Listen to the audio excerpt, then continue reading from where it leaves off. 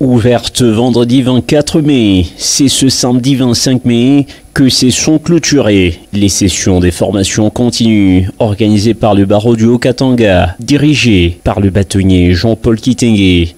C'est l'auditorium de la faculté de droit de l'université protestante de Lubumbashi, UPEL, qui a servi des cadres à cette conférence ayant réuni plusieurs centaines d'acteurs judiciaires, entre autres des magistrats et hauts magistrats, des avocats, des étudiants en droit, des éminents professeurs d'université, du président de la cour d'appel de Lubumbashi, du procureur général, mais aussi du procureur de la République, des assises des réflexions sur le droit en RDC, honorées par la présence du professeur Dieudonné Kaloba-Dibois, ancien président de la Cour constitutionnelle entre 2020 et 2022 et ancien président du Conseil supérieur de la magistrature, qui, en tant qu'orateur du jour des clôtures, a axé son intervention sur l'organisation et la compétence des juridictions, de l'ordre administratif, ainsi que les techniques des plaidoiries. Et le véritable droit, ce n'est pas celui qui est posé dans le texte.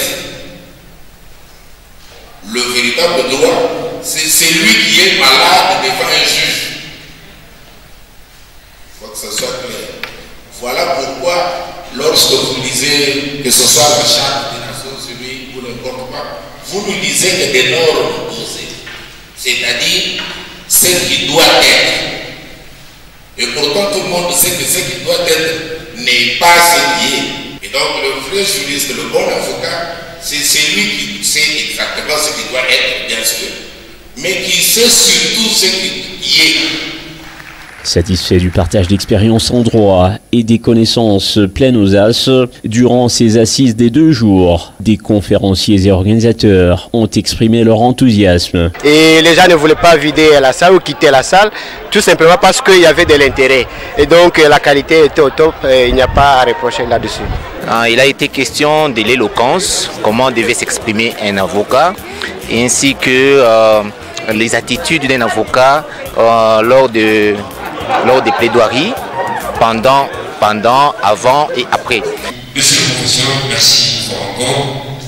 Cette formation, que ce soit continue ou professionnelle, n'a débarrasse que certaines dispositions de l'article 8 de la loi qui fait une obligation au Conseil de l'ordre de former obligation. Un renforcement des capacités des acteurs judiciaires, initié par le barreau du Haut-Katanga, dont l'objectif d'émener des efforts des rationalisations de l'action de la justice à travers la RDC.